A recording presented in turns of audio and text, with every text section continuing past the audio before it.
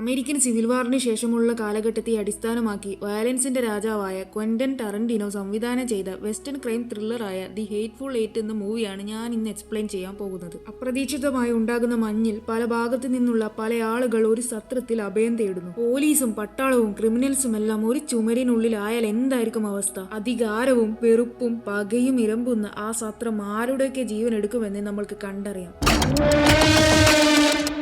സിനിമയുടെ സ്റ്റാർട്ടിങ്ങിൽ കൊടും മഞ്ഞ് വീഴുന്ന ഒരു പ്രദേശമാണ് കാണിക്കുന്നത്. ഒരാൾ എത്തിപ്പെട്ടാൽ പോലും സർവൈവ് ചെയ്യാൻ പറ്റാത്ത അത്ര മഞ്ഞുള്ള ആ പ്രദേശത്ത് കൂടി ഒരാൾ കുതിരവണ്ടി ഓടിച്ചു പോവുകയാണ്. അങ്ങനെ ആ കുതിരവണ്ടിക്കാരൻ മുമ്പോട്ട് പോകുന്ന സമയത്ത് വഴിയിൽ ഒരാൾ കുറച്ച് ശവങ്ങളുമായിട്ട് നിൽക്കുന്നുണ്ടാകും. ആ നിൽക്കുന്നയാളുടെ പേരാണ് മാക്യൂസ്. മാക്യൂസ് കുതിരവണ്ടിക്കാരനായ ജാക്സനോട് ഒരാളെയും കൂടി വണ്ടിയിൽ കയറ്റാൻ സ്ഥലമുണ്ടോ എന്ന് ചോദിക്കും. അത് കേട്ട ജാക്സൺ അതിന് താനാരാ, തന്റെ കൂടെയുള്ള ആൾക്കാർക്ക് എന്ത് പറ്റിയെന്ന് ആ ശവങ്ങളെ ഉദ്ദേശിച്ചുകൊണ്ട് ചോദിക്കും. എന്റെ പേര് മാക്യൂസ്, ഞാനൊരു അമേരിക്കൻ പട്ടാളക്കാരനായിരുന്നു. ഇപ്പോൾ ഞാൻ തലക്ക് വില പറഞ്ഞിട്ടുള്ള കൊടും കുറ്റവാളികളെ പിടിച്ചു കൊടുക്കുന്ന ജോലിയാണ് ചെയ്യുന്നത്. ഞാനിപ്പോൾ ഈ ക്രിമിനൽസിനെല്ലാം കൂട്ടിയിട്ട് റെഡ് ലോക്ക് എന്ന് പറയുന്ന പട്ടണത്തിലെ ജയിലിലേക്ക് കൊണ്ടുപോവുകയാണ്. അത് കേട്ട ജാക്സൺ ഞാനും റെഡ് റോക്കിലേക്ക് തന്നെയാണ് പോകുന്നത്. കഴിഞ്ഞ 3 മണിക്കൂറുകളായിട്ട് മനുഷ്യനെ ഈ മഞ്ഞ് മരവിപ്പിച്ച് കൊല്ലുകയാണ്. ഈ ഒരു കാലാവസ്ഥയിൽ ഇന്ന് നമ്മൾക്ക് റെഡ് റോക്കിലേക്ക് എത്താൻ പറ്റുമെന്ന് തോന്നുന്നില്ല എന്ന് പറയും. എങ്കിൽ റെഡ് റോക്കിലേക്ക് പോകുന്ന വഴിയിൽ മിന്നി എന്ന് പറയുന്ന ഒരു സ്ത്രീയുടെ സത്രമുണ്ട്. നമ്മൾക്ക് ഏതായാലും ഇന്ന് അവിടെ തങ്ങാമെന്ന് മിന്നിയായിട്ട് പരിചയമുള്ളത് കൊണ്ട് തന്നെ മാക്യൂസ് പറയും. അപ്പോൾ ജാക്സൺ എടോ എനിക്ക് അവിടെ തങ്ങുന്നത് കൊണ്ട് ഒരു പ്രശ്നവുമില്ല, പക്ഷെ വണ്ടിയിൽ ജോൺ എന്ന് പറയുന്ന ഒരാളും കൂടിയുണ്ട്. അയാൾക്ക് വിരോധമില്ലെങ്കിൽ നമ്മൾക്ക് ഇന്ന് എന്തായാലും ആ സത്രത്തിൽ തങ്ങാം. ജോൺ അയാളുടെ സ്വകാര്യ ഓട്ടത്തിന് വേണ്ടിയാണ് എന്റെ വണ്ടി വിളിച്ചത്. മിന്നിയുടെ സത്രത്തിൽ പോകണമെങ്കിലും തനിക്ക് ഈ വണ്ടിയിൽ കയറണമെങ്കിലും താൻ ആദ്യം പിറകിലുള്ള ജോണിന്റെ അനുവാദം വാങ്ങിക്കണമെന്ന് പറയും. അത് കേട്ട മാക്യൂസ് ഓ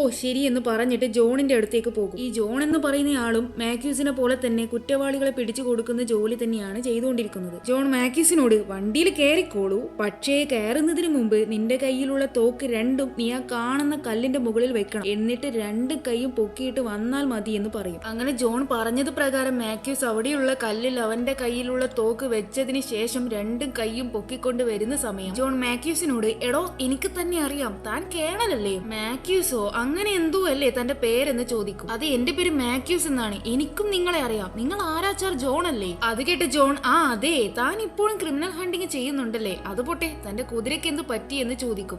അതിവിടുത്തെ ഭീകരമായ സ്നോഫോളിംഗ് കാരണം എന്റെ കുതിരയ്ക്ക് ഒരുപാട് അലഞ്ഞ് തിരിയേണ്ടി വന്നു. അതുകൊണ്ട് തന്നെ എന്റെ കുതിരയ്ക്ക് ഇനിയും അധിക ദൂരം പോകാനുള്ള കെൽപ്പില്ലേ എന്ന് എനിക്ക് മനസ്സിലായി. അതുകൊണ്ടാണ് ഞാൻ നിങ്ങളുടെ സഹായം ചോദിച്ചത്. അത് കേട്ട് ജോൺ ശരിയെന്ന് പറഞ്ഞ് അയാളുടെ കൂടെയുള്ള ക്രിമിനലായ സ്ത്രീയെ കാണിച്ചുകൊണ്ട് ഇവളാണ് ഡെയ്സി. ഇവൾ കാണുന്ന പോലെയൊന്നുമല്ല, ഒരുപാട് ആൾക്കാരെ കൊന്ന പെണ്ണാണ്. ഞാൻ ഇവളെ റെഡ് റോക്കിലേക്ക് എത്തിക്കാൻ പോവുകയാണ്. ഇവളുടെ തലയ്ക്ക് $10,000 ആണ് വില പറഞ്ഞിട്ടുള്ളത്. എന്റെ കയ്യിൽ നിന്ന് ഇവളെ ആരെങ്കിലും തട്ടിക്കൊണ്ടു പോയാൽ പിന്നെ എനിക്ക് ലഭിക്കേണ്ട $10,000 നഷ്ടപ്പെടും. അതുകൊണ്ടാണ് ഞാൻ ഈ യാത്ര അത്രക്കും പ്രൈവറ്റ് ആക്കി വെച്ചത്. അപ്പോൾ മാക്യൂസ് ഞാൻ പൊക്കിയവന്മാരുടെ കൂട്ടത്തിൽ ഒരുത്തന്റെ തലയ്ക്ക് $4,000, പിന്നെ ഒരുത്തന്റെ തലയ്ക്ക് $3,000, പിന്നെ വേറൊരുത്തന്റെ തലയ്ക്ക് $1,000 ആണെന്ന് പറയും. അങ്ങനെ മാക്യൂസ് പറഞ്ഞത് കേട്ട് ജോൺ എനിക്ക് തന്റെ കയ്യിലുള്ള വാറന്റ് കാണിച്ചു തരാമോ എന്ന് ചോദിക്കും. അതുപ്രകാരം മാക്യൂസ് വാറന്റ് ജോണിന് കാണിച്ചു കൊടുക്കും. അതേസമയം ജാക്സൺ ജോണിനോട് ഈ നശിച്ച മഞ്ഞ് കൂടി വരികയാണ്, എത്രയും പെട്ടെന്ന് നമ്മൾക്ക് മിന്നിയുടെ സത്രത്തിൽ എത്തണം, ഇല്ലെങ്കിൽ നമ്മൾ ഇവിടെ കിടന്ന് ചക്രശ്വാസം വലിക്കേണ്ടി വരും എന്ന് പറയും. അന്നേരം രേഖകളെല്ലാം പരിശോധിച്ച ശേഷം ജോൺ മാക്യൂസിനെ ആ വണ്ടിയിൽ കയറാനുള്ള പെർമിഷൻ കൊടുക്കും. ശേഷം അവർ യാത്ര തുടരും.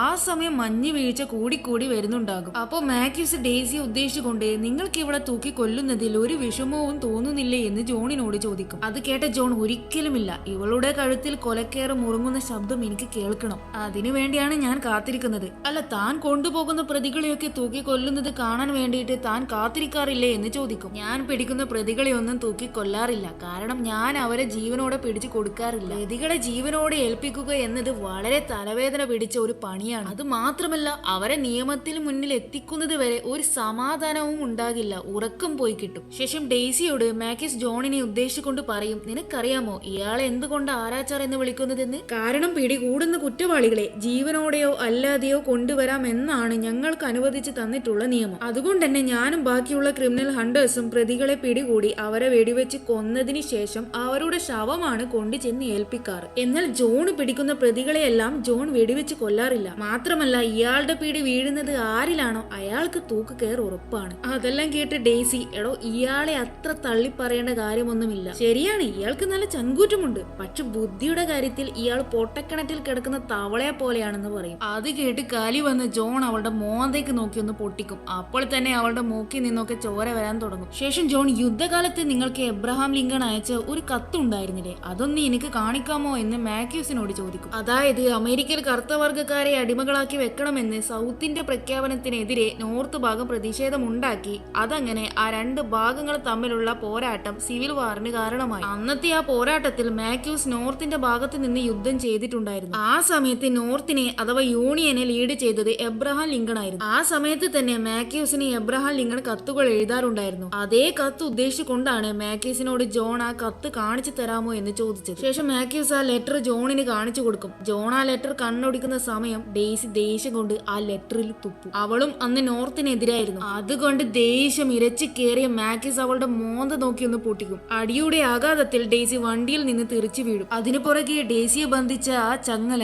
അവൾ രക്ഷപ്പെടുമെന്നുള്ള സാധ്യത കണക്കിലെടുത്ത് അതില്ലാതാക്കാൻ വേണ്ടി അതിന്റെ മറുഭാഗത്ത് ജോണിന്റെ കൈയുമായിട്ട് ബന്ധിപ്പിച്ചിരുന്നു. സോ ജോണും വണ്ടിയിൽ നിന്ന് തെറിച്ചു വീഴും. കൂടെ ആ ലെറ്ററും വീഴും. ലെറ്റർ വീണത് കണ്ട മാത്യൂസ് താഴെ വീണ ലെറ്റർ ഓടിപ്പോയിട്ട് എടുക്കും. ആ സമയം ജോൺ മാത്യൂസിനോട്, എടോ ഞാൻ ഇവളെ ഇങ്ങോട്ടേക്ക് കൊണ്ടുവന്നത് തനിക്ക് ചെകിട്ടത്തടിക്കാനല്ല എന്ന് പറയും. അത് കേട്ട മാത്യൂസ്, ആഹാ താൻ കണ്ടതല്ലേ ഇവൾ എന്താ ചെയ്തതെന്ന് പറയും. ഭാഗ്യത്തിന് ആ ലെറ്ററിനൊന്നും പറ്റിയിട്ടുണ്ടാകില്ല. അതേസമയം ആ കോരിച്ചൊരിയുന്ന മഞ്ഞിൽ ഒരാൾ സഹായം ചോദിച്ച് അവരുടെ അടുത്തേക്ക് അങ്ങ് ദൂരേന്ന് വരുന്നുണ്ടാകും. ഷടാ ഇതേതാ അടുത്ത കുരിശെന്ന് ജോൺ വിചാരിക്കും. ജോൺ മാത്യൂസിനോട്, സത്യം പറ, അവൻ നിന്റെ ആളല്ലേ? അവനും നീയും ചേർന്ന് എന്നെ അടിച്ച് അവശനാക്കിയിട്ട് ഇവളെ കൊണ്ടുപോയി കൊടുത്തിട്ട് ആ $10,000 നിനക്ക് സ്വന്തമാക്കണം, അതല്ലേ നിന്റെ പ്ലാൻ എന്ന് ചോദിക്കും. അന്നേരം മാത്യൂസ്, ജോൺ താൻ എന്ത് വെഡിത്തമായി വിളിച്ച് പറയുന്നേ, അവൻ എന്റെ ആളൊന്നുമല്ല. അപ്പൊ ജോൺ, എങ്കിൽ ശരി, നീ പെട്ടെന്ന് ദാ ഈ വിലങ്ങ് നിന്റെ കയ്യിലിട്, ഇല്ല എങ്കിൽ നിന്നെ ഞാൻ ഇവിടെ ഈ കൊടും മഞ്ഞിൽ ഇട്ടിട്ട് പോകുമെന്ന് പറയും. പണ്ടാരം വരെ വഴിയില്ലാത്തത് കൊണ്ട് തന്നെ ജോൺ പറഞ്ഞതുപോലെ മാത്യൂസ് ചെയ്യും. അപ്പോഴേക്കും നേരത്തെ പറഞ്ഞ സഹായം ചോദിച്ച് വന്നയാൾ അവരുടെ അടുത്ത് എത്തിയിട്ടുണ്ടാകും. അയാളെ കണ്ട ജോൺ, നീ എസ്കിന്റെ മകൻ ക്രിസ് അല്ലേ, നിന്റെ തന്തയെ എനിക്ക് നന്നായിട്ട് അറിയാമെന്ന് പറയും. ഈ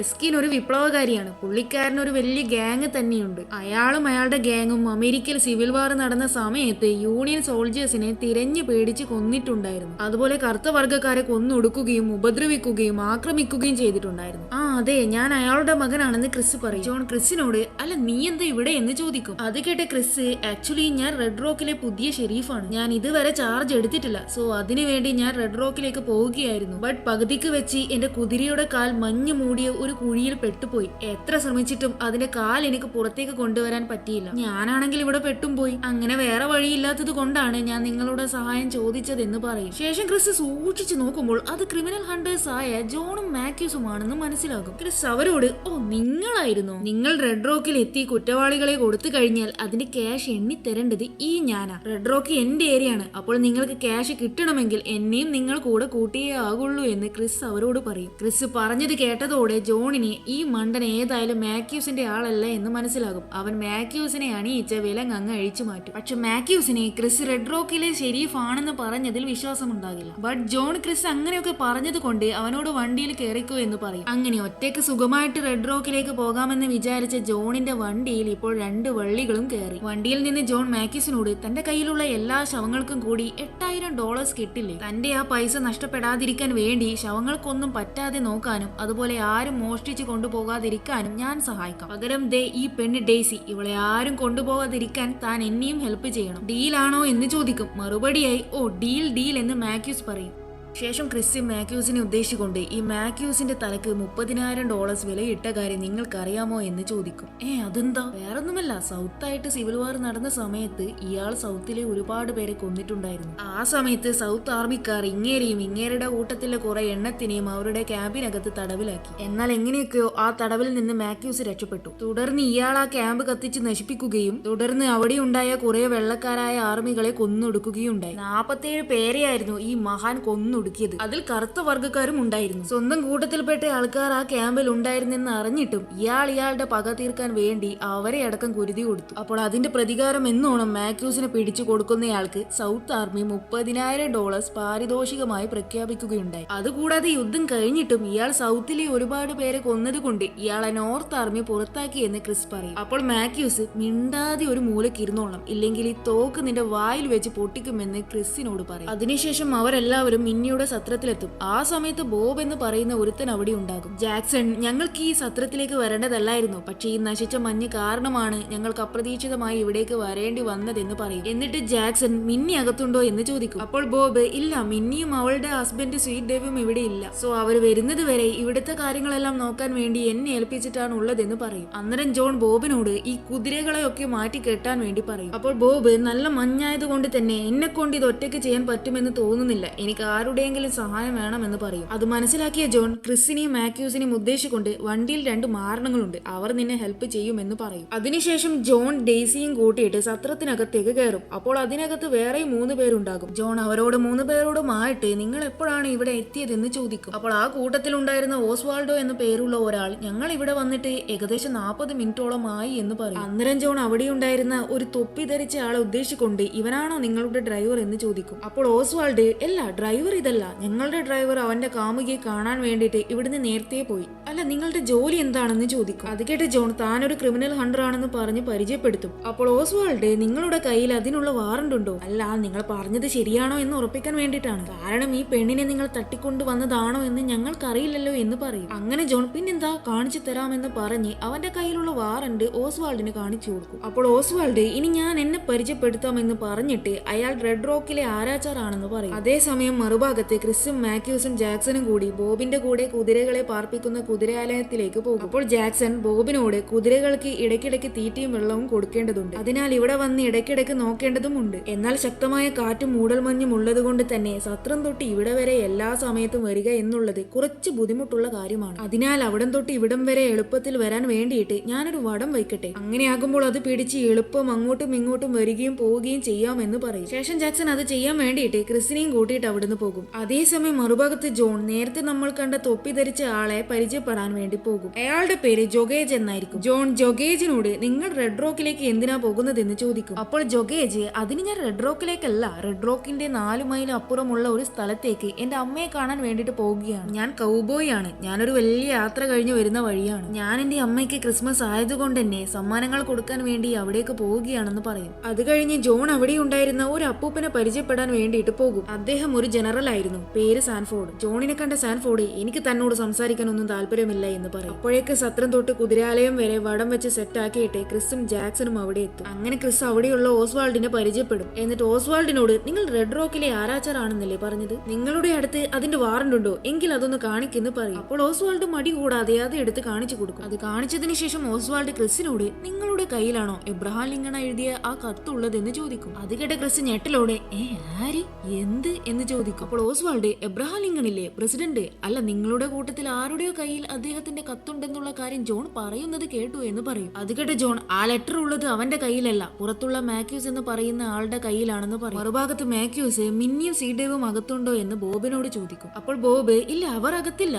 അവർ 2 പേരും ഒരാഴ്ചത്തേക്ക് മിന്നിയുടെ അമ്മയുടെ വീട്ടിലേക്ക് പോയിട്ടാണുള്ളതെന്ന് പറയും. അപ്പോൾ മാത്യൂസ് ഇടയ്ക്കിടയ്ക്ക് മിന്നിയുടെ സത്രത്തിലേക്ക് വരുന്നതായതുകൊണ്ട് ഒരു സംശയത്തോടെ, അവൾ നിന്നെ ഇവിടുത്തെ കാര്യങ്ങൾ ഏൽപ്പിച്ച് പോയത് തന്നെയാണോ എന്ന് ചോദിക്കും. അപ്പോൾ ബോബ് അതേന്ന് പറയും. അന്നേരം മാത്യൂസ്, മിന്നി അങ്ങനെ ഒരു കാര്യം ചെയ്യുമെന്ന് എനിക്ക് തോന്നുന്നില്ല എന്ന് പറയും. മാത്യൂസിന്റെ സംസാരം കേട്ട ബോബ്, അപ്പോൾ ഞാൻ കള്ളം പറയുകയാണെന്നാണോ താൻ പറഞ്ഞു വരുന്നത്? അപ്പൊ മാത്യൂസ്, അല്ല, ഞാൻ അങ്ങനെ ഉദ്ദേശിച്ചുകൊണ്ട് പറഞ്ഞതല്ല, നിന്റെ സംസാരം കേട്ടിട്ട് എനിക്കെന്തോ പന്തികേട് തോന്നി. ഒന്നാമത് മിന്നി ആളൊരു അമ്മ മകൾ ബന്ധം മനസ്സിൽ കൊണ്ട് നടക്കുന്ന ആളൊന്നുമല്ല. രണ്ടാമത് മിന്നി എത്ര നിർബന്ധിച്ചാൽ പോലും കുനിഞ്ഞൊരു ഇല പോലും എടുക്കാത്ത സ്വീറ്റ് ഡേവ് മിന്നിയുടെ കൂടെ അവളുടെ അമ്മയുടെ അടുത്തേക്ക് പോയി എന്ന് പറഞ്ഞു കഴിഞ്ഞാൽ അത് വിശ്വസിക്കാൻ കുറച്ച് ബുദ്ധിമുട്ടാണ്. ഏതായാലും അതുപോട്ടെ, നമ്മൾക്ക് സത്രത്തിനകത്തേക്ക് കയറാമെന്ന് പറഞ്ഞിട്ട് ബോബിനെയും കൂട്ടിയിട്ട് അവിടുന്ന് പോകും. മറുഭാഗത്ത് സാൻഫോർഡിനെ കണ്ട ക്രിസ്, നിങ്ങൾ ജനറൽ സാൻഫോർഡ് അല്ലേ, എനിക്ക് നിങ്ങളെ അറിയാം, എന്റെ അച്ഛൻ നിങ്ങളെപ്പറ്റി ഒരുപാട് പറഞ്ഞിട്ടുണ്ടെന്ന് പറയും. ഈ സാൻഫോർഡ് സിവിൽ വാർ നടക്കുന്ന സമയത്ത് നോർത്തിനെതിരെ അടിമത്തം വേണമെന്ന് പറഞ്ഞിട്ട് യുദ്ധം ചെയ്ത ആളാണ്, അതായത് നോർത്തിലുണ്ടായ മാത്യൂസിനൊക്കെ എതിരെ. അപ്പോൾ സൗത്തിനെ ഈ ക്രിസിന്റെ അച്ഛനെല്ലാം അന്ന് നല്ല സപ്പോർട്ട് ചെയ്തിട്ടുണ്ടായിരുന്നു. ക്രിസ് പറഞ്ഞത് കേട്ട സാൻഫോർഡ്, എനിക്ക് നിന്റെ അച്ഛൻ അത്ര പരിചയമില്ല, പക്ഷെ അദ്ദേഹം നല്ല നിശ്ചയദാർഢ്യവും ചങ്കൂറ്റവുമുള്ള ഒരു മനുഷ്യനായിരുന്നു എന്ന് പറയും. ക്രിസ് എന്നിട്ട് അയാളോട്, നിങ്ങൾ ഇപ്പോൾ എവിടേക്കാണ് പോകുന്നതെന്ന് ചോദിക്കും. അപ്പൊ സാൻഫോർഡ് പറയും, എന്റെ മകൻ ചാൾസ് മരിച്ചു. ഇവിടെ നിന്നാണ് മരിച്ചത്. അവനും എന്നെ പോലൊരു പട്ടാളക്കാരനായിരുന്നു. സർവീസ് അവസാനിച്ചതിന് ശേഷം കുറച്ച് വർഷങ്ങൾക്ക് മുമ്പ് ഒരു ദൗത്യത്തിന്റെ ഭാഗമായിട്ട് ഈ പ്രദേശത്ത് അവൻ വന്നിട്ടുണ്ടായിരുന്നു. പിന്നെ അവന്റെ ഒരു വിവരവുമില്ല. ഞാൻ റെഡ് റോക്കിൽ കുറച്ച് സ്ഥലം വാങ്ങിച്ചിട്ടുണ്ട് അവന് വേണ്ടി ഗ്രേവ് സ്റ്റോൺ ഉണ്ടാക്കാൻ. അത് കേട്ട ക്രിസ്, അവൻ മരിച്ചിട്ടുണ്ടെന്ന് നിങ്ങൾക്ക് ഉറപ്പാണോ? ചിലപ്പോൾ ഈ കൊടും മഞ്ഞു മൂടിയ പ്രദേശത്ത് എവിടെയെങ്കിലും ആയിട്ട് അവൻ ജീവിച്ചിരിപ്പുണ്ടെങ്കിലോ എന്ന് ചോദിക്കും. അപ്പൊ സാൻഫോർഡ്, ചാൾസ് ഇവിടെ വന്നതിന് ശേഷം ആ ദൗത്യം പൂർത്തീകരിച്ചിട്ടുണ്ടെങ്കിൽ എന്തായാലും അവൻ വീട്ടിലേക്ക് വന്നേനെ. പക്ഷെ അവൻ വന്നില്ല.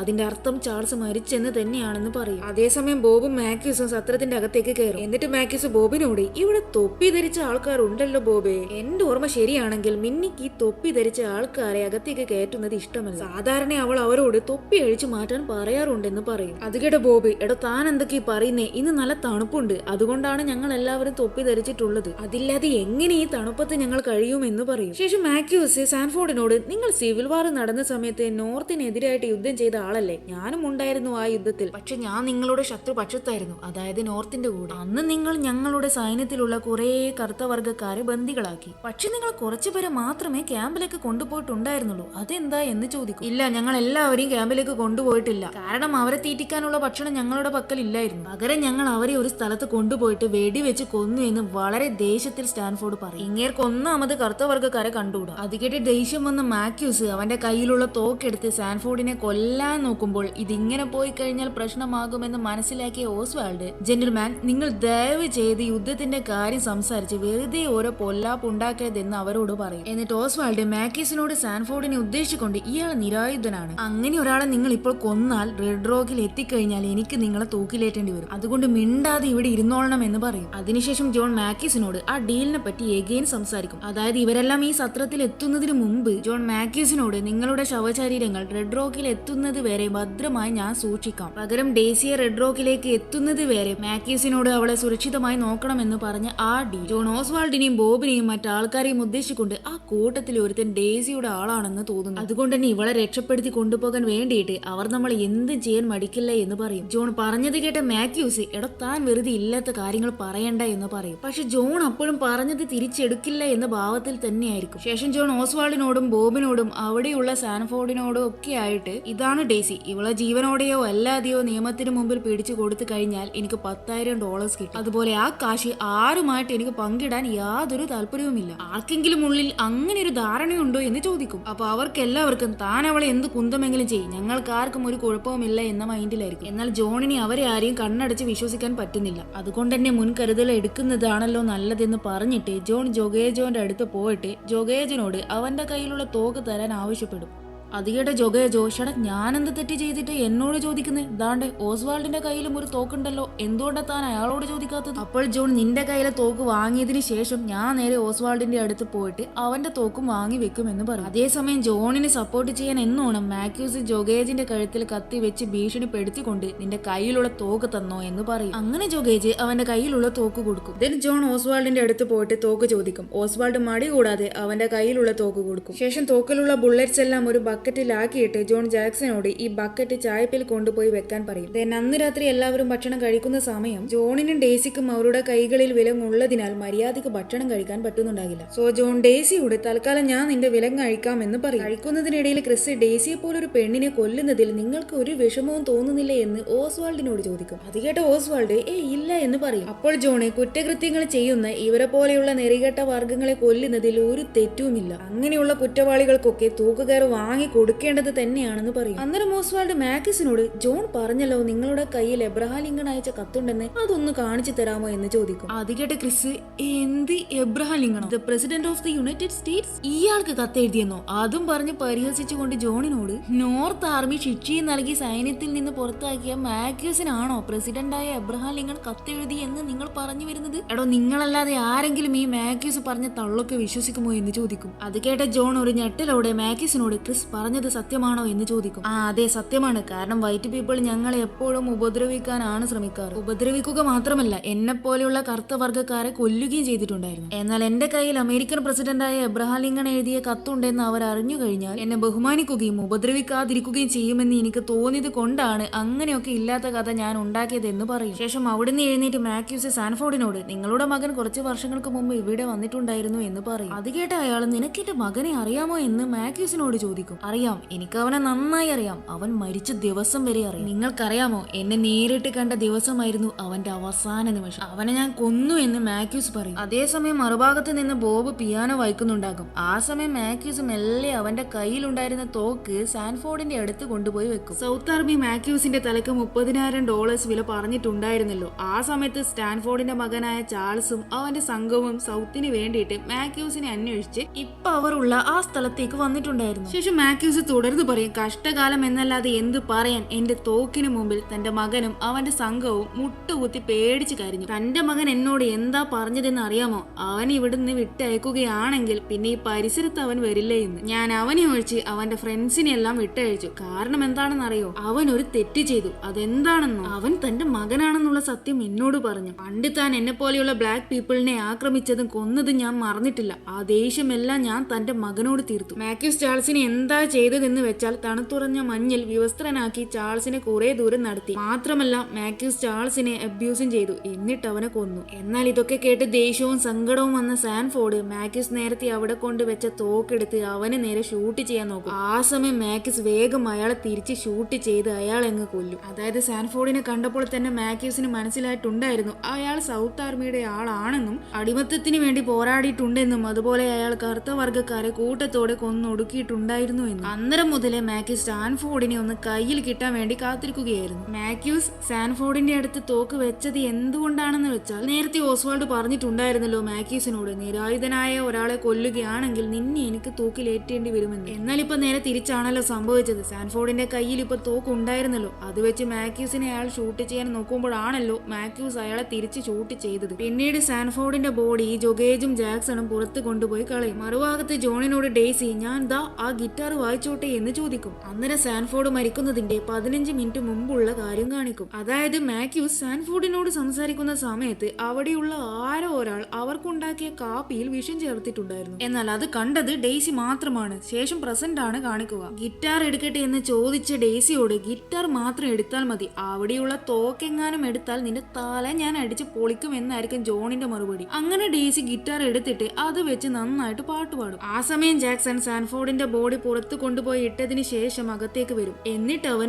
അവിടെ വെച്ച വിഷം ചേർത്ത കാപ്പി അറിയാതെ കുടിക്കും. ജാക്സന് പിന്നാലെ ജോണും ആ കാപ്പി കുടിക്കും. ശേഷം ജോൺ ഗിറ്റാർ വെച്ച് പാട്ട് പാടുന്ന ഡെയ്സിയുടെ അടുത്തേക്ക് പോകും. എന്നാൽ ഡെയ്സി പാടുന്ന പാട്ടിലെ വരികളിൽ ജോണിന്റെ മരണത്തെ പറ്റിയായിരിക്കും അവൾ പറയുന്നുണ്ടാകുക. അവൾ ജോൺ ആ കാപ്പി കുടിക്കുന്നത് കണ്ടിട്ടുണ്ടായിരുന്നു. ഡെയ്സിയുടെ ലിറിക്സ് കേട്ട് ദേഷ്യം വന്ന ജോൺ ആ ഗിറ്റാർ അവളുടെ കയ്യിൽ നിന്ന് പിടിച്ച് വാങ്ങിച്ചിട്ട് അത് അടിച്ച് പൊട്ടിക്കും. എന്നിട്ടും ദേഷ്യം അടങ്ങാതെ വന്നപ്പോൾ അവൻ ഡെയ്സിയുടെ കയ്യിൽ പിന്നെയും വിലങ്ങണീക്കും. അതേസമയം ക്രിസ് ആ വിഷം ചേർത്ത കാപ്പി കുടിക്കാൻ വേണ്ടി പോകുമ്പോൾ അത് കുടിച്ച് ജോണും ജാക്സണും ചോര ഛർദിക്കും. അത് കണ്ട് എല്ലാവരും പേടിക്കും. അന്നേരം ഡെയ്സി ജോണിനോട് പരിഹാസവും സന്തോഷവും കലർന്ന രൂപത്തിൽ പറയും, ജോണെ താൻ നരകത്തിൽ ചെന്നാൽ പറഞ്ഞേക്ക് തന്നെ അവിടെ എത്തിച്ചത് ഈ ഡെയ്സി ആണെന്ന്. കലി വന്ന ജോൺ ഡെയ്സി അടിച്ച് താഴെയിടും. അതേസമയം അയാൾ ഡെയ്സിയുടെ ദേഹത്ത് ചോര ഛർദിക്കും. അതിനിടയിൽ ജോൺ ക്രിസിനോട് ആ കാപ്പി കുടിക്കരുത്, അതിലാരോ വിഷം ചേർത്തിട്ടുണ്ടെന്ന് പറയും. അങ്ങനെ അവസാനം ജോൺ മരിക്കും. അവന്റെ ഒപ്പം ജാക്സണും മരിക്കും. ഇതൊക്കെ കണ്ട മാത്യൂസ് ക്രിസിന് തോക്ക് കൊടുത്തിട്ട് ക്രിസ് ഒഴികെ ബാക്കി എല്ലാവരെയും ചുമരിൽ ചായച്ചു നിർത്തും. മാത്യൂസ് തന്നെ മാത്രം ഒഴിവാക്കിയത് കണ്ട് ക്രിസ് മാത്യൂസിനോട് ഞാൻ റെഡ് റോക്കിലെ ഷെരീഫ് ആണെന്ന് താൻ ഇപ്പോഴെങ്കിലും തിരിച്ചറിഞ്ഞല്ലോ എന്ന് മാത്യൂസിനോട് പറയും. അപ്പോൾ മാത്യൂസ്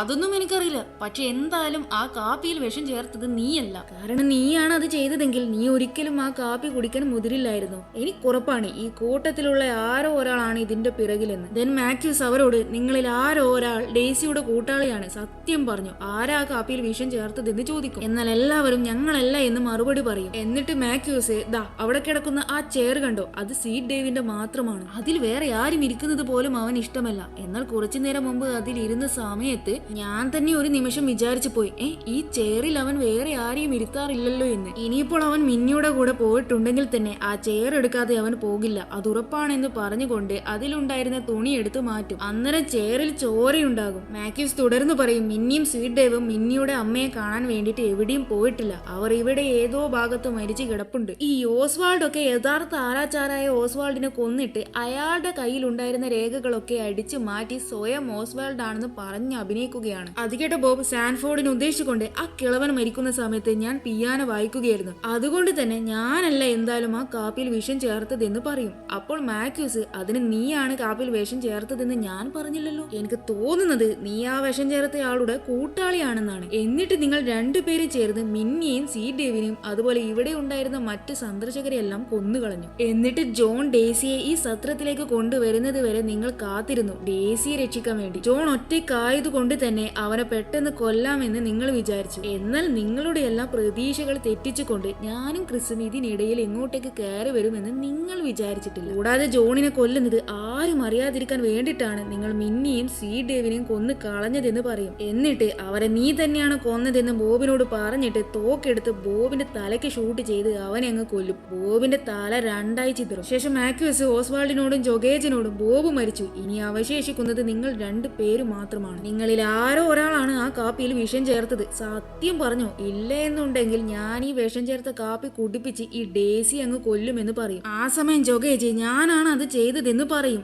അതേസമയം തന്നെ ബേസ്മെന്റിന്റെ അടിയിൽ നിന്ന് ഒരാൾ മാക്യൂസിന്റെ ജെനിറ്റൽ ഓർഗനിലേക്ക് ഷൂട്ട് ചെയ്യും. മാക്യൂസ് വേദന കൊണ്ട് നിലവിളിച്ചുകൊണ്ട് ഏതവനാടാ അതെന്ന് പറയും. അന്നേരം ഓസ്വാൾഡ് ആരും കാണാതെ സൂക്ഷിച്ചു വെച്ച തോക്ക് കൊണ്ട് ക്രിസിന്റെ കാലിൽ ഷൂട്ട് ചെയ്യും. അന്നേരം ക്രിസ് ഓസ്വാൾഡിനെ തിരിച്ച് ഷൂട്ട് ചെയ്യും. എന്നാൽ അവൻ മരിക്കില്ല. അതിനുശേഷം പാസ്റ്റിൽ ഓസ്വാൾഡും അവരുടെ ആ ഗാങ്ങും ഈ സത്രത്തിലേക്ക് രാവിലെ വന്ന രംഗമായിരിക്കും കാണിക്കുക. അപ്പോൾ അവിടെ വർക്ക് ചെയ്യുന്ന ചാർലി ആ കുതിരക്കാരനോട് സാൻഫോർഡിനെ ഉദ്ദേശിച്ചുകൊണ്ട് അയാൾ ഇവിടെ 2 ദിവസമായി വന്നിട്ട് അയാൾ ഇനിയും ഇവിടെ നിർത്താൻ പറ്റില്ല എന്ന് മിന്നി പറഞ്ഞു. അതുകൊണ്ട് നിങ്ങൾ അയാളെ ഇവിടുന്ന് കൂട്ടിയിട്ട് പോകണമെന്ന് പറയും. അത് കേട്ട് കുതിരക്കാരൻ അയ്യോ അതെന്തായാലും പറ്റില്ല, കാരണം വണ്ടിയിൽ ആൾക്കാരുണ്ട്. ഇവരിവിടെ ഈ സത്രത്തിൽ കുറച്ച് നേരത്തേക്ക് വിശ്രമിക്കാൻ വേണ്ടി വന്നതാണ്. അത് കഴിഞ്ഞ് എനിക്ക് ഇവരെ റെഡ് റോക്കിലേക്ക് എത്തിക്കേണ്ടതുണ്ടെന്ന് പറയും. എന്നിട്ട് കുതിരക്കാരൻ അയാളുടെ കൂടെയുള്ള സഹായിയായ ജൂഡി എന്ന് പറയുന്ന പെണ്ണിനോട് ഓസ്വാൾഡിനെയും അവന്റെ സംഘത്തെയും ഉദ്ദേശിച്ചുകൊണ്ട് ഇവരെ മിന്നിക്ക് പരിചയപ്പെടുത്തി കൊടുക്കുമെന്ന് പറയും. അങ്ങനെ ജൂഡി എല്ലാവരെയും മിന്നിക്ക് പരിചയപ്പെടുത്തി കൊടുക്കും. തൊട്ടപ്പുറത്ത് നിന്ന് സ്വീറ്റ് ഡേവ് സാൻഫോർഡിന്റെ കൂടെ മാക്യൂസ് പറഞ്ഞ് അവന്റെ ചെയറിൽ ഇരുന്ന് കൊണ്ട് ചെസ് കളിക്കുന്നുണ്ടാകും. ശരിക്കും ഇവന്മാർ ഇവിടെ വന്നത് ഡേസിയെ കൂട്ടിക്കൊണ്ടു പോകാൻ വേണ്ടിയാണ്. ദാ ഇവനാണ് ജോഡി, അതായത് മാക്യൂസിനെ നേരത്തെ ബേസ്മെന്റിൽ നിന്ന് ഷൂട്ട് ചെയ്തവൻ. ഇവന്റെ പെങ്ങളാണ് ഡേസി. ഇവരെല്ലാവരും പിടികിട്ടാ പുള്ളികളാണ്. ഇവന്മാരുടെ ഓരോരുത്തരുടെയും തലയിൽ ഗവൺമെന്റ് വിലയിട്ടിട്ടുണ്ട്. പ്രസന്റിൽ ഇവൻ മാറി ഈ സത്രത്തിൽ വന്നിട്ട് മിന്നിയും സീ ഡേവിനെയും അവിടെ ഉള്ളവരെയൊക്കെ കൊന്നതിന് ശേഷം ജോണിനെയും ഡേസിയെയും അവർ പ്രതീക്ഷിച്ചിരിക്കുകയായിരുന്നു. ജോണിനെ കൊന്നിട്ട് ഡേസിയെ രക്ഷിക്കാൻ ബോബ് സീ ഡേവിന്റെ അടുത്ത് പോയി നിൽക്കും. ഓസ്വാൾഡ് മിഠായി എടുക്കുന്ന സർവന്റായ ജെമ്മിയുടെ അടുത്ത് പോയി നിൽക്കും. അതുപോലെ ജോഡി മിന്നിയുടെ അടുത്ത് സംസാരിച്ചിരിക്കും. ജോഗേജ് ആവട്ടെ ജൂഡിയോട് സംസാരിക്കും. ദെൻ ജോഡി മിന്നിയും കൊന്നിട്ട് അവരിവിടെ കൊണ്ടുവന്ന കുതിരക്കാരനെയും ഷൂട്ട് ചെയ്ത് കൊല്ലും. ഇപ്പുറത്ത് ജോഗേജ് ജൂഡിയെയും ഓസ്വാൾഡ് ജെമ്മയെയും ബോബ് സീ ഡേവിനെയും ഷൂട്ട് ചെയ്ത് കൊല്ലും. അതേസമയം ചാർലി ഇവന്മാരുടെ ബാഗ് എടുത്ത് സത്രത്തിന്റെ അകത്തേക്ക് വെക്കുമ്പോൾ കാണുന്നത് ഇവന്മാരെല്ലാം കൂടി മിന്നിയെയും സ്വീഡേവിനെയും ബാക്കി എല്ലാവരെയും കൊന്നിട്ടതാണ്. ചാർലി പെട്ടെന്ന് ഇതെല്ലാം കണ്ടു പേടിക്കും. അന്നേരം അവർ ചാർലിയെയും ഷൂട്ട് ചെയ്യും. എന്നാൽ അവന്റെ കാലിനായിരിക്കും വെടി കൊള്ളുക. അവൻ ജീവനും കൊണ്ട് അവിടുന്ന് ഓടും. ജോണിന് യാതൊരു സംശയവും തോന്നാതിരിക്കാൻ വേണ്ടിയിട്ട് സാൻഫോർഡിനെ അവർ കൊല്ലാതെ വിടും. ജോഡി സാൻഫോർഡിനോട് അവർ ഇവിടെ വന്നതിന്റെ ഉദ്ദേശം പറയും. കൂടാതെ ജോൺ ഇവിടെ വന്നാൽ അവനോട് കമാന്നൊരു അക്ഷരം മിണ്ടിപ്പോകരുതെന്നും കൂടി പറയും. അതുകൊണ്ടാണ് ജോൺ അയാളോട് സംസാരിക്കാൻ പോയ സമയത്ത് എനിക്ക് തന്നോടൊന്നും സംസാരിക്കാൻ താല്പര്യമില്ല എന്ന് സാൻഫോർഡ് പറഞ്ഞത്. അതേസമയം ജോഗേജ് ചാർലിയുടെ കാലിലെ രക്തക്കറ പിന്തുടർന്ന് അവൻ പോയ ഭാഗത്തേക്ക് അവനെ കണ്ടുപിടിച്ച് കൊല്ലാൻ വേണ്ടി പോകും. ജോഗേജ് നോക്കുമ്പോൾ സത്രത്തിന്റെ പിറകിലുള്ള ചെറിയൊരു റൂമിൽ ചാർലി ഒളിച്ചിരിക്കുന്നുണ്ടാകും. ജോഗേജിനെ കണ്ട ചാർലി തന്നെ കൊല്ലരുതെന്ന് കെഞ്ചി കെഞ്ചി പറയും. എന്നാൽ ജോഗേജ് അതൊന്നും കേൾക്കില്ല. അവൻ ഓൺ ദ സ്പോട്ടിൽ വെടിവെച്ച് ചാർലി അങ്ങ് കൊല്ലും. അതിനുശേഷം അവരുടെ കയ്യിലുള്ള വെപ്പൺസ് എല്ലാം ഒളിപ്പിച്ചു വെക്കും. ഒപ്പം ചില തോക്കുകൾ മാത്രം ഒരു ടേബിളിന്റെ അടിയിൽ ഒളിപ്പിച്ചു വെക്കാൻ ശ്രദ്ധിക്കും. മരിച്ച ആൾക്കാരുടെ എല്ലാം ശവശരീരങ്ങൾ അവിടെ ഉണ്ടായിരുന്ന കിണറ്റിൽ കൊണ്ടുപോയിടും. എന്നിട്ട് അവർ ജോണിന് വേണ്ടി വെയിറ്റ് ചെയ്യും. കാത്തിരിപ്പിനൊടുവിൽ ജോൺ വരുന്നുണ്ടെന്ന് മനസ്സിലാക്കിയ ഡേസിയുടെ സഹോദരൻ ജോഡി അവന്റെ ഗാങ്ങിനോട് അപ്പോൾ എല്ലാം പറഞ്ഞതുപോലെ എന്ന് പറഞ്ഞിട്ട് ബേസ്മെന്റിൽ കയറി ഒളിക്കും. അതിനുശേഷം സംഭവിച്ച കാര്യങ്ങളാണ് നമ്മൾ പിന്നീട് കണ്ടത്. പിന്നെ പ്രസന്റ് ആയിരിക്കും കാണിക്കുക. മാക്യൂസ് ആണെങ്കിൽ നിലവിളിച്ച് കരയുന്നുണ്ടാകും. അതിന്റെ ഒപ്പം ക്രിസും ഉണ്ടാകും. 2 പേരുടെയും ശരീരങ്ങളിൽ നിന്ന് ബ്ലഡ് പോകുന്നുണ്ടാകും. എന്നിട്ട് മാക്യൂസ് ബേസ്മെന്റിലുള്ള ജോഡിയോട് തോക്കെല്ലാം മാറ്റി വെച്ചിട്ട് മര്യാദയ്ക്ക് മുകളിലേക്ക് വന്നില്ല എങ്കിൽ നിന്റെ പെങ്ങളുടെ തല പൊട്ടി ചിതറുന്നത് നിനക്ക് കാണേണ്ടി വരും എന്ന് പറയും. അത് കേട്ട ജോഡി മുകളിലേക്ക് കയറി വരും. പുറത്തേക്ക് വന്ന ജോഡിയെ കണ്ടിട്ട് ഡേസിക്ക് സന്തോഷമാകും. എന്നാൽ മാക്യൂസിന് അതിലേറെ ദേഷ്യവും. കാരണം അമ്മാതിരി പണിയാണല്ലോ ജോഡി മാക്യൂസിന് കൊടുത്തത്. മാക്യൂസ് ഒന്നും നോക്കാതെ ജോഡിയുടെ തലക്ക് നേരെ ഷൂട്ട് ചെയ്യും. അവന്റെ തല പൊട്ടി ചിതറും. അത് കണ്ട് ഞെട്ടിത്തെറിച്ച ഡേസി അലറിക്കൊണ്ട് മാക്യൂസിനോട് താൻ എന്താടോ ഈ കാണിച്ചത്? അവൻ സറണ്ടർ ആയതല്ലേ? നീയൊക്കെ നോക്കിക്കോ, നാളെ സൂര്യോദയത്തിന് മുമ്പ് എന്റെ ചേട്ടന്റെ കൂടെയുള്ള 15 ആൾക്കാർ ആൾക്കാർ ഇങ്ങോട്ടേക്ക് വരും നിന്നെയൊക്കെ കൊല്ലാൻ. അവരൊക്കെ ഇപ്പോൾ റെഡ് റോക്കിലാണ് ഉള്ളത്. കാരണം അഥവാ എന്നെ ഇവിടെ ജോണിന്റെ കയ്യിൽ നിന്ന് ഇവർക്ക് രക്ഷിക്കാൻ പറ്റിയില്ലെങ്കിൽ റെഡ് റോക്കിൽ വെച്ച് അവിടെയുള്ള ആൾക്കാരെ മുഴുവൻ നശിപ്പിച്ചിട്ടാണെങ്കിലും വേണ്ടില്ല എന്നെ ആ 15 പേര് കൂട്ടിക്കൊണ്ടുപോകും. അതായിരുന്നു ഞങ്ങളുടെ പ്ലാൻ. എന്നിട്ട് അവൾ ക്രിസിനോട് നമ്മൾക്കൊരു ഡീൽ ഉണ്ടാക്കാം, നീ ഈ മാത്യൂസിനെ കൊല്ലണം, അതിനുശേഷം നമ്മൾക്ക് ഒരു പ്രശ്നവുമില്ലാതെ 2-3 ദിവസം ഇവിടെ അങ്ങ് കഴിയാം. എന്നിട്ട് കാലാവസ്ഥ കുറച്ച് മെച്ചപ്പെടുമ്പോൾ ഞാൻ മെക്സിക്കോയിലേക്കും നിനക്ക് നിന്റെ റെഡ് റോക്കിലേക്കും പോകാം. കൂടാതെ ആ ബോബിന്റെ തലയ്ക്ക് $12,000 വില പറഞ്ഞിട്ടുണ്ട്. ബോബിനെ കൊടുത്തിട്ട് നീ ആ പൈസ അങ്ങ് എടുത്തോ എന്ന് പറയും. ഡേസിയുടെ ഡീലിനെ കുറിച്ച് കേട്ട മാത്യൂസ്, എടി ആ ബോബിന്റെ തലയ്ക്ക് അവിടെ ചിന്നിച്ചിതറി കിടക്കുകയാണ്, പിന്നെ എങ്ങനെ നീ ആ തല കൊടുക്കുമെന്ന് ചോദിക്കും. ക്രിസ് അന്നേരം ഡേസിയോട്, നിങ്ങൾ എല്ലാവരും കൊല്ലുകയാണെങ്കിൽ എനിക്ക് അതിനേക്കാളും പൈസ കിട്ടുമല്ലോ, അങ്ങനെയാണെങ്കിൽ അതല്ലേ ഇതിനേക്കാളും നല്ലതെന്ന് ചോദിക്കും. കിട്ടും, പക്ഷെ അങ്ങനെ കിട്ടുന്ന പൈസയിൽ ഒരു രൂപ പോലും ചെലവഴിക്കാൻ നിന്നെ കൊണ്ടാവില്ല. കാരണം നീ റെഡ് റോക്കിലേക്ക് എത്തുന്ന സമയത്ത് എന്റെ ചേട്ടന്റെ ആൾക്കാർ നിന്നെ അങ്ങ് തട്ടും. മാത്രമല്ല ഈ കോരിച്ചൊരിയുന്ന മഞ്ഞിൽ എങ്ങനെയാ നീ ഇത്രയും ശവങ്ങളെ റെഡ് റോക്കിലേക്ക് എത്തിക്കുക? അതെന്തായാലും നിന്നെ കൊണ്ട് നടക്കില്ല. അപ്പോൾ ഓസ്വാൾഡ് ക്രിസിനോട്, ഞങ്ങൾക്ക് മാത്യൂസിന്റെ ശവം മാത്രം മതി, പകരം നീ എന്റെ തല എടുത്തോളൂ, എന്റെ തലയ്ക്ക് $15,000 വിലയുണ്ടെന്ന് പറയും. അത് കേട്ട് ദേഷ്യം വന്ന മാത്യൂസ് ഓസ്വാൾഡിനെ അപ്പ തന്നെ വെടിവെച്ച് കൊല്ലും. അത് കണ്ട ജൊഗേജ് ടേബിളിന്റെ അടിയിൽ ആരും കാണാതെ ഒളിപ്പിച്ച് വെച്ച് തോക്കെടുത്ത് ക്രിസിനെ ഷൂട്ട് ചെയ്യാൻ നോക്കും. അപ്പോഴേക്ക് ക്രിസ് അവനെ തിരിച്ച് ഷൂട്ട് ചെയ്ത് അങ്ങ് കൊല്ലും. ശേഷം മാത്യൂസ് ഡേസിയെ കൊല്ലാൻ വേണ്ടിയിട്ട് തോക്ക് ചൂണ്ടും. എന്നാൽ അതിൽ ബുള്ളറ്റ് ഉണ്ടാകില്ല. അതേസമയം ക്രിസിനോട് ഡേസി ആ ഡീലിനെ പറ്റി തന്നെ സംസാരിക്കും. അന്നേരം ക്രിസ് പറയും, നിന്റെ ഗെങ്ങിലെ 15 ആൾക്കാർ റെഡ് റോക്കിൽ ഉണ്ടെന്നല്ലേ നീ പറഞ്ഞത്? ഞാനേ അതൊരിക്കലും വിശ്വസിക്കില്ല, നീ ചിലപ്പം കള്ളമാണ് പറഞ്ഞതെങ്കിലോ എന്ന് പറഞ്ഞ് അവളെ ഷൂട്ട് ചെയ്യാൻ നോക്കും. അന്നേരം മാത്യൂസ് ക്രിസിനോട്, വേണ്ട വേണ്ട, അവളെ ഷൂട്ട് ചെയ്യണ്ട, ഇവളിവിടെ കൂട്ടിക്കൊണ്ടുവന്ന ജോൺ ആളൊരു പരമ ചെറ്റിയാണെങ്കിലും മരിക്കുന്നതിന് മുമ്പ് നീ ആ വിഷം ചേർത്ത് കാപ്പി കുടിക്കാൻ പോയപ്പോൾ അയാൾ അത് കുടിക്കേണ്ട എന്ന് നിന്നോട് പറഞ്ഞ് നിന്റെ ജീവൻ രക്ഷിച്ചു. മരിക്കുന്നതിന് മുമ്പ് ഇവളെ തൂക്കിലേറ്റണം എന്നുള്ളത് ജോണിന്റെ ആഗ്രഹമായിരുന്നു. നമ്മൾ എന്തായാലും ചോര വാർന്ന് ഇവിടെ കിടന്നങ്ങ് മരിക്കും. സോ നമ്മൾക്ക് ചെയ്യാൻ പറ്റുന്ന ഒരേ ഒരു കാര്യം ഇവളെ ഇവിടെ വെച്ച് തൂക്കിലേറ്റുക എന്നതാണ്. അങ്ങനെ അവർ ഡേസിയെ പാടുപെട്ട് കാറിൽ കയറ്റി തൂക്കിലേറ്റി അങ്ങ് കൊല്ലും. ഇതോടെ ഈ സിനിമ ഇവിടെ കഴിയും. സിനിമ എല്ലാവർക്കും ഇഷ്ടപ്പെട്ടു എന്ന് വിചാരിക്കുന്നു. അപ്പൊ ഞാൻ വേറൊരു ദിവസം വേറൊരു മൂവി ആയിട്ട് വരാം.